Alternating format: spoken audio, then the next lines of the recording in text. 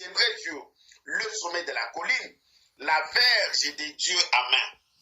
Josué fit ce que lui avait dit Moïse pour combattre Amalek. Et Moïse, Aaron et Hur montèrent au sommet de la montagne. Lorsque Moïse élevait ses mains, Israël était le plus fort, et lorsqu'il baissait sa main, Amalek était le plus fort. 12. Les mains de Moïse étant fatiguées, ils prirent une pierre qu'ils placèrent sous lui et s'assit dessus. Aaron et Hur soutenaient les mains l'un d'un côté, l'autre de l'autre, et ses mains restèrent fermes jusqu'au coucher du soleil. 13. Josué vaincut Amalek et son peuple au tranchant d'épée. Josué vaincut Amalek et son peuple au tranchant d'épée. Ce matin, pourquoi il faut prier longtemps est le sujet de ma réflexion. Pourquoi il faut prier longtemps? Ou bien je peux dire autrement, quelles sont les raisons pour lesquelles nous devons prier longtemps? Bien-aimés, il y a des prières qui nécessitent prendre du temps. Il y a des situations qui nécessitent prendre du temps. Je vois toujours des gens me poser la question, mais pourquoi tu étais hier à l'église, tu as prié, demain encore la prière, le soir encore tu vas à la prière, tu restes à la prière, minuit encore tu pries. Pourquoi beaucoup de prières? Bien-aimés, nous devons longtemps rester dans la prière parce qu'il y a des raisons. Si tu vois quelqu'un prier longtemps, c'est qu'il a compris. Si tu vois quelqu'un en faire des jeûnes et des retraites longtemps pour que sa situation change, c'est qu'il a compris. Ce matin, je viens te communiquer quelques raisons pour lesquelles tu dois prier longtemps. Ce matin, je viens ouvrir tes yeux. Je viens te réveiller pour te dire que tes prières ne suffisent pas. Raison pour laquelle tu ne vois pas les changements. Raison pour laquelle cette maladie ne part pas. Raison pour laquelle cette situation-là ne se décante pas. Tu pries, je suis d'accord, mais tu ne pries pas assez. Ici, je suis venu ajouter que nous devons prier assez. Nous devons prier longtemps. Nous devons prier. Alléluia. Amen.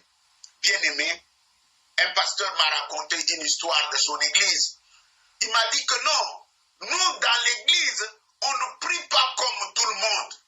Quand il y a veillée de prière, nous ne venons pas que, modérateur choral, non. Parce que c'est la veillée de prière. Nous arrivons à 21h.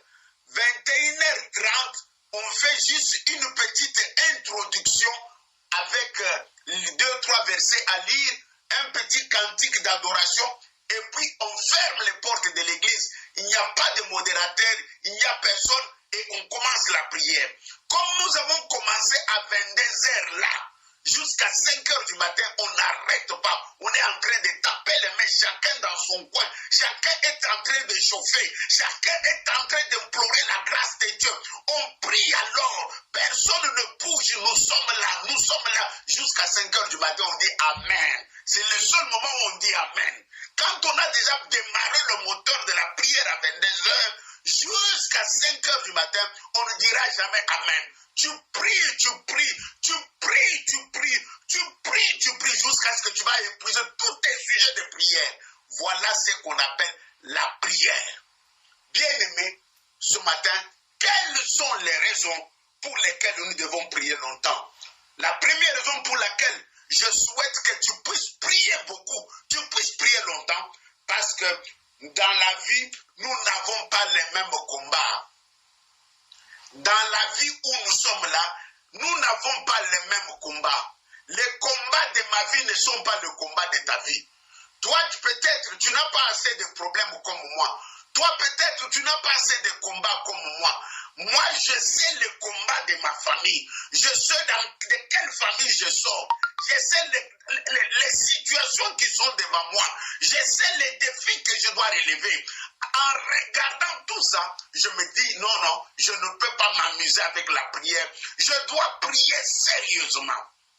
Bien-aimé, les combats que tu as, vont déterminer le niveau de prière que tu dois faire. Quelqu'un qui a des problèmes sérieux et qui prie moins, qu'il ne s'attende jamais à voir la solution. Toi, tu as des problèmes énormes, tu as des montagnes de problèmes, mais tu ne pries pas assez, tu attends à ce que le Seigneur agisse. Non, le Seigneur n'agira pas. Il y a des prières que nous devons engager quand le combat est vrai, quand le combat est dur, quand le combat monte. Mais toi, quel que soit le niveau de combat que tu as, quel que soit le niveau de défi que tu as, tu ne pries qu'avant de manger, tu ne pries qu'avant de dormir. Et même si on dit qu'on va à l'église pour prier, on ferme les yeux, tu pries jusqu'à 10 minutes et tu t'arrêtes. Avec ça, tu t'attends à ce que ton mariage vienne. Avec ça, tu t'attends à ce que tes enfants réussissent. Avec ça, tu t'attends à ce que ta situation change. Oublie. Oublie, mon frère. Koubakara, papa. Père, merci pour ta parole. J'aimerais te révéler un secret. Jésus qui était le Fils de Dieu vivant, la Bible dit que Jésus, quand il montait pour la prière, il priait, jusqu'à ce que même la sueur de son front se transforme en sang, en grumeaux de sang, la Bible dit. La Bible dit que dans Marc 1,35, il s'est réveillé très tôt matin pour aller dans les lieux déserts pour la prière. Jésus, des fois, priait. Avec les gens qui l'ont accompagné, il rentre comme ça, il le trouve en train de dormir. Et il les réveille. Vous n'avez même pas veillé avec moi une heure. Pourquoi? Parce que Jésus priait longtemps. Imagine-toi maintenant, lui qui était Dieu, lui qui était Fils de Dieu, pour que les situations de son ministère, de sa vie, de son programme réussissent, il devrait passer du temps dans la prière. Mais toi qui es pécheur comme moi, tu aimerais que juste avec des petites prières que ta situation change. Non, ça ne peut pas changer. Voilà l'une des raisons pour laquelle tu portes encore ce fardeau. Voilà l'une des raisons pour laquelle ce problème ne quitte pas ta famille, ce problème ne quitte pas ta maison, parce que tes prières sont minimes. Dites amen avec moi. Non, ce matin, je suis venu te dire que tu dois beaucoup prier. Quand nous lisons les textes, au verset 12, on nous dit que Moïse avait les mains en l'air, Aaron et Hur, ils étaient en train de tenir ses mains. On dit, et ses mains restèrent fermes jusqu'au coucher du soleil. Cela signifie qu'ils sont allés à la montagne le matin, selon l'ordre de Dieu. Mais ils sont restés à la montagne jusqu'au coucher du soleil, les mains en l'air. Ce qui signifie qu'ils ont prié longtemps, Maman Bolongo. Ce qui signifie qu'ils ont prié sérieusement. Ce qui signifie qu'ils savaient pourquoi ils allaient à la montagne. Ce matin, je prie que 2023 te réveille. La situation là nécessite que tu engages des prières. Le problème là nécessite que tu fasses des jeûnes et des prières. Mais toi, pour jeûner, c'est tout un problème. Pour jeûner, c'est tout un problème. Au contraire, Jésus lui-même a dit à ses disciples, ces genres de démons ne peuvent partir que par le jeûne et par la prière. Bien aimé, première raison pour laquelle nous devons prier longtemps, c'est parce que dans la vie, nous n'avons pas les mêmes combats. Dans la vie, nous n'avons pas les mêmes défis. Deuxième raison pour laquelle nous devons prier longtemps, c'est quand on a les promesses de Dieu non accomplies. Quand on a des promesses de Dieu non accomplies, je suis sûr et certain que tu as déjà eu les promesses de Dieu.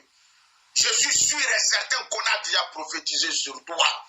Je suis sûr et certain que tu as, dans le songe, la nuit, tu as vu un songe de bénédiction. Mais jusqu'aujourd'hui, 2 ans, 3 ans, 4 ans, tu ne vois rien s'accomplir. Tout simplement, tu ne pries pas. Tout simplement, tu ne pries pas. Je suis en train de dire que c'est dans la prière qu'on peut arracher la bénédiction. C'est dans la prière que la promesse peut se transformer en réalité. Dieu peut te faire une promesse. Dieu peut te promettre. L'homme de Dieu peut prophétiser sur toi. La prophétie ne signifie pas que vie est bonnie, non. La prophétie ne signifie pas que la situation s'est arrangée, non. La prophétie n'est qu'un moyen pour t'ouvrir les yeux, te pousser à prier pour que ce que Dieu a arrêté arrive. N'avez-vous jamais lu dans la Bible que certaines personnes ont eu des promesses et ne se sont pas accomplies? Non, je prends le cas de Moïse. Moïse a eu la promesse de Dieu qu'il fera entrer le peuple de Dieu dans la terre promise. Moïse était un prophète de Dieu, un choisi de Dieu, un aimé de Dieu. Mais la Bible dit que Moïse n'est pas du tout entré dans la terre promise. Malgré la promesse qui était sur lui, malgré la promesse que Dieu lui-même lui a faite. Non, ne dors pas mon frère. Oh, Nzambasa Lubanangai. Biso famille na biso Nzambasa Sakola. Famille na bino basi basakola, mais au senga li sundeko. O tutuka na mabondeli. O tindi ka mabondeli. O blela mawana Nzambe. Mabo promesse ezali likambo mususu. Prophétie ezali likambo mususu. Tout ce qui est promesse, tout ce qui est prophétie est dans le monde spirituel. Mais alors, au travers de ta prière, tu vas tirer les promesses à leur accomplissement. Ah, dites amen avec moi. Moïse a eu la promesse de Dieu, mais elle ne s'est pas vue s'accomplir. Je peux ajouter encore Hébreux 11, 13. J'aime bien ces versets qui parlent de promesses de Dieu. Hébreux chapitre 11, le verset 13. 2 secondes, je cherche les textes Hébreux. Chapitre 11, le verset 13 nous explique bien la notion de la promesse de Dieu. Hébreux chapitre 11, le verset 13. Le verset 13 dit ceci. C'est dans la foi qu'ils sont tous morts sans avoir obtenu les choses promises. Mais ils les ont vus et salués de loin, reconnaissant qu'ils étaient étrangers et voyageurs sur la terre. Je répète, c'est dans la foi qu'ils sont tous morts sans avoir obtenu ce qui leur avait été promis. Ce n'est pas moi, mais c'est la Bible qui montre qu'il y a eu des gens avant toi, avant moi, qui ont eu des promesses de Dieu comme toi, qui ont eu des prophéties.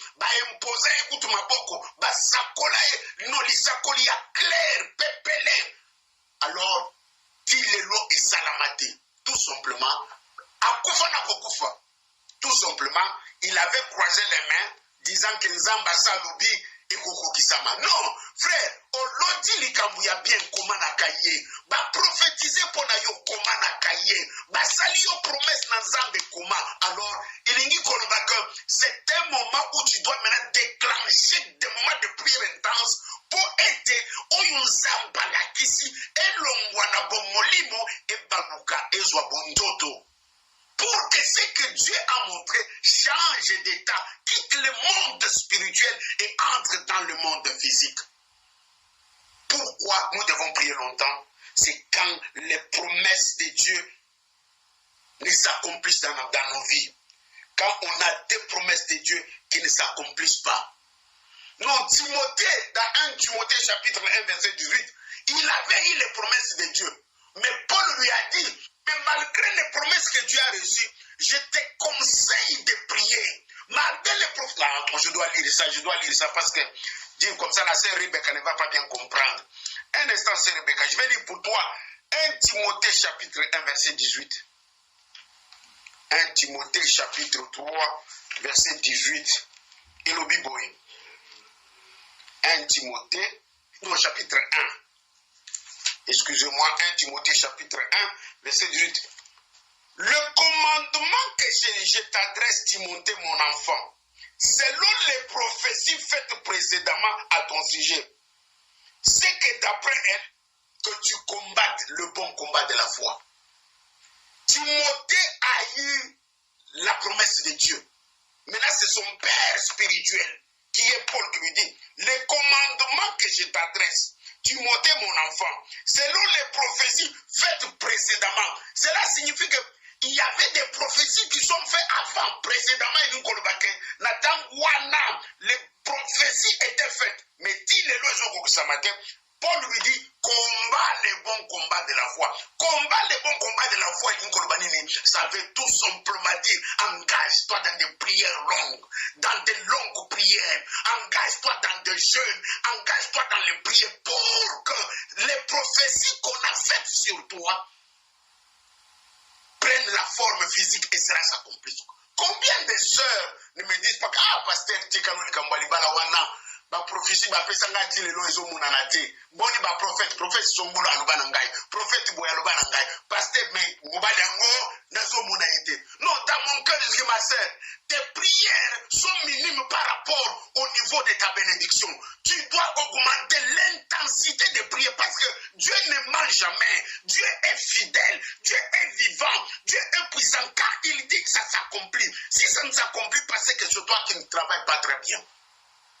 N'oubliez pas que dans la prophétie, il y a la part de Dieu, il y a la part de l'homme. Dans la promesse que Dieu fait à quelqu'un, il y a la part de Dieu, il y a la part de l'homme. Dans le songe ou la vision que Dieu t'a donnée, il y a la part de Dieu et la part de l'homme. Et Dieu n'a jamais échoué. Dieu n'a jamais été en retard. Mais c'est nous, les hommes, qui commettons des fautes pour que cela n'arrive pas. Pourquoi nous devons prier longtemps? Deuxième raison, quand on a les promesses de Dieu qui ne s'accomplissent pas, nous devons prier longtemps. Troisième raison, pourquoi nous devons prier longtemps? Quand on est face à des grandes décisions. Quand on est face à des grandes décisions, bien aimé, dans la vie, il y a des grandes décisions à prendre. Je ne parle pas des décisions, mais des grandes décisions. Il y a des décisions qui affectent ta destinée. Et ces décisions-là, on ne peut pas les prendre sans beaucoup de prières, sans baigner sa vie dans la prière, sans passer son temps dans le jeûne et de la prière. Non. Quelqu'un, par exemple, qui veut se marier, il ne doit pas faire de simples prières parce que le mariage, c'est toute la vie. Le mariage, c'est tout un avenir. Et la personne que tu dois choisir doit être quelqu'un qui vient de Dieu. Mais pour savoir qu'elle vient de Dieu, tu dois prier pour que Dieu te le confirme. On ne choisit pas son mari ou sa femme comme si on choisissait les souliers dans un magasin ou la chemise dans un magasin. Jamais. Tu risques de regretter et de pleurer toute ta vie. Quelqu'un a dit, mieux vaut être seul que d'être mal accompagné. Tu veux te marier, prends de bonnes décisions. Et ne prends pas les décisions seul. Prends les décisions avec le Seigneur. Tu veux ta carrière professionnelle, c'est aussi une grande décision.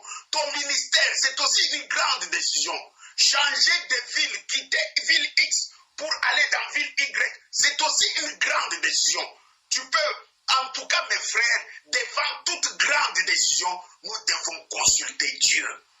Non, n'est-ce pas? Jésus lui-même, marchant avec ses disciples, il leur a dit, cherchez premièrement le royaume des cieux et la justice de Dieu, et tout vous sera donné par ce quoi. Dans chercher premièrement là, Jésus voulait tout simplement dire que devant toute grande décision, cherchez d'abord la volonté de Dieu. Cherchez d'abord l'approbation de Dieu. Cherchez à comprendre qu'est-ce que Dieu veut pour ma vie. Non, 2023 est bandit. Yo wanoke Dubaï. Nzamba za kutukuna na katite. Okomi kuna marchandise nyonso dindi. Okomi a réclamation. Ezali réclamation kakate. Ezali kaka réclamation de. C'est tout simplement, tu n'as pas cherché premièrement le royaume de Dieu.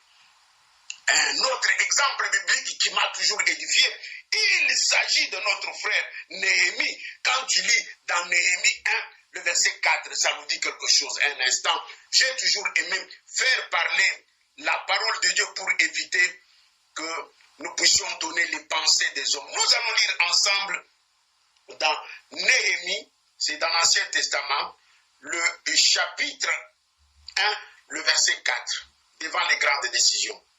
Chapitre 1, le verset 4.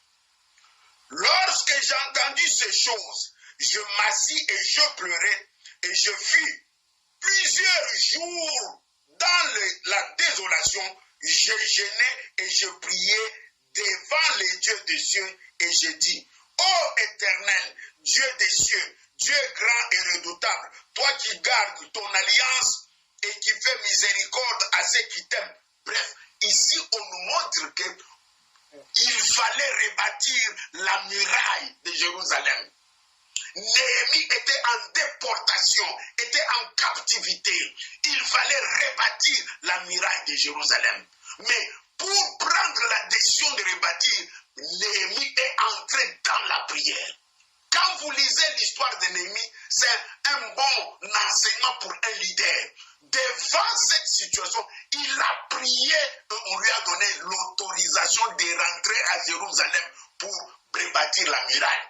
Et pour rebâtir la muraille, Néhémie avait besoin du bois. N'ayant pas le bois, il a prié, le roi a signé une lettre pour qu'on lui donne l'autorisation d'avoir le bois. C'est ainsi que Néhémie a réussi le projet de rebâtir la muraille. Tout simplement parce que Néhémie a mis Dieu en première position. Qui est-ce que tu mets en première position? Devant les grandes décisions de ta famille, de ta vie, de ton ministère, de ton avenir, qu'est-ce que tu fais? Tu prends des décisions toi-même avec ton oncle paternel qui est en Angola, ou bien tu consultes Dieu? Il faut toujours. Est-ce que toi tu connais pourquoi Dieu veut que vous puissiez rentrer? Rentre sur Jean. Est-ce que tu as prié pour que Dieu accepte ce que Jean dit? Non, tu vas rentrer en Angola et puis tu vas rester là-bas pour toujours.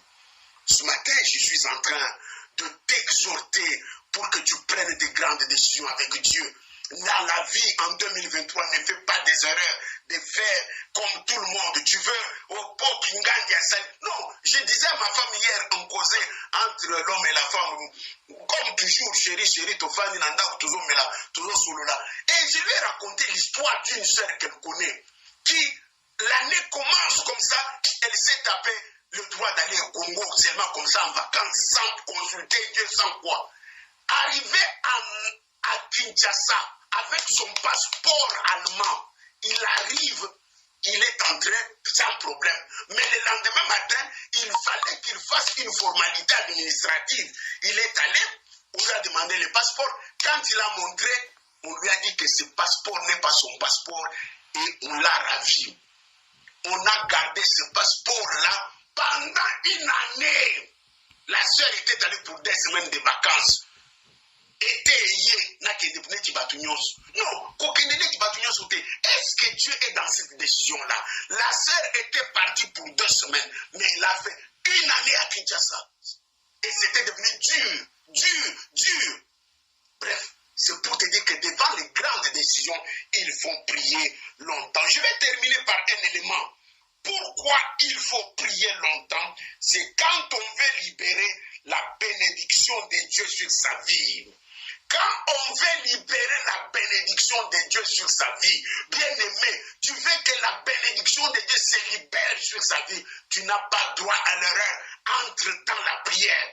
Et la prière paye, la prière récompense, la prière renumère. La Bible dit que ceux qui s'approchent de Dieu croient que Dieu existe et qu'il est le rémunérateur de tous ceux qui le cherchent. Dieu nous a déjà bénis. Je lisais ce matin un texte qui dit Dieu nous a bénis de toutes les bénédictions célestes, de toutes les bénédictions dans les lieux célestes. Dieu, en devenant enfant de Dieu, quand nous prions, il nous bénit. Et tout se trouve dans les lieux célestes. Et ces lieux célestes-là nécessitent la prière pour que cela descende sur toi. La Bible nous dit que Jacob a prié, et l'ange est monté et l'ange est descendu. L'ange est monté, cela signifie quoi? L'ange est monté avec les prières de Jacob dans les lieux célestes et il est descendu avec la bénédiction de Jacob pour lui donner ce que son cœur désire. Alors qu'est-ce que tu veux cette année nouvelle? Qu'est-ce que tu veux avoir comme bénédiction? Je prie que le Dieu de gloire te visite. Je prie, Éternel, que le Dieu te touche. Ta vie de prière change. Tu t'engages à prier jusqu'à ce que tu voies la main de Dieu.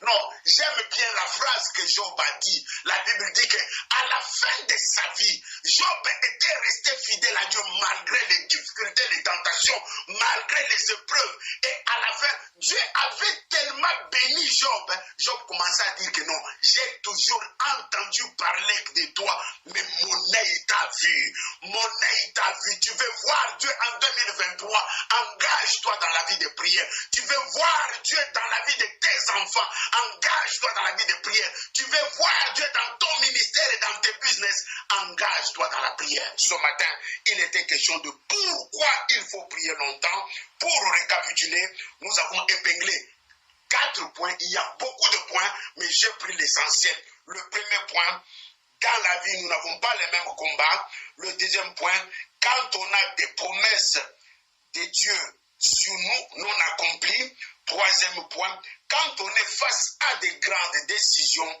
Et quatrième point, quand on veut libérer la bénédiction de Dieu dans nos vies. Je vais prier avec vous. Père, merci beaucoup pour ce moment. Merci, éternel Père, pour ta grâce. Je vais prier pour ma soeur, je vais prier pour mon frère. Éternel, nous n'avons pas le même combat, nous n'avons pas les mêmes défis. Que chacun soit conscient de combat de sa famille, de combat de sa vie, que ce soit dans sa vie conjugale, que ce soit dans sa vie professionnelle, dans sa vie ministérielle. Père, je prie, éternel Père, que tes anges viennent soutenir les frères, que tes anges balayent les obstacles, les embûches. Éternel, tu as dit, tu garderas silence, je combattrai pour toi. Devant tous ces défis, devant tous ces combats, nous nous attendons à toi, Seigneur. Devant tous ces combats, devant tous ces défis, nous crions à toi, éternel. Descends combat pour nous, descends combat nos ennemis, descends détruis ceux qui nous font du mal. Père très saint, merci. Merci par rapport aux promesses que tu nous as faites, éternel Père. Chacun de nous peut être conscient d'une promesse quelconque qu'il a eue de ta part au travers des serviteurs ou bien d'une manière directe vis-à-vis de toi seul. Papa, la victoire que tu nous as promise, éternel, nous prions qu'elle soit concrète. La guérison que tu nous as promise, éternel, nous prions qu'elle soit concrète. La réussite que tu nous as promise, éternel Père, nous prions, éternel, qu'elle soit concrète. La vie favorable que tu nous as promis, éternel, que cela se réalise dans le nom puissant de Jésus. Face à des grandes décisions, Seigneur, je prie que chacun de nous puisse, éternel Père, te consulter.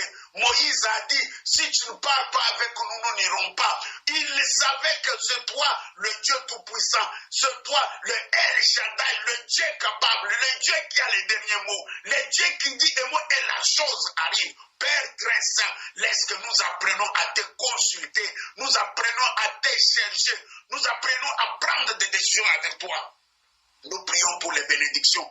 Durant cette année éternelle, bénis ma soeur, bénis mon frère, selon les domaines dans lesquels il te cherche. Que toute la gloire te revienne. Nous recommandons la radio Pain du Soir entre tes mains, Seigneur. Bénis cet instrument, bénis ce ministère éternel. Laisse que tes anges passent au devant, éternel, pour ôter les barrières, le blocage, les embûches, éternel Père. Tu as dit, tu marcheras toi-même devant nous. Marche avec la radio Pain du Soir, le jour comme la nuit. Père, que ton onction couvre cette radio au nom puissant de Jésus, notre Sauveur et Seigneur.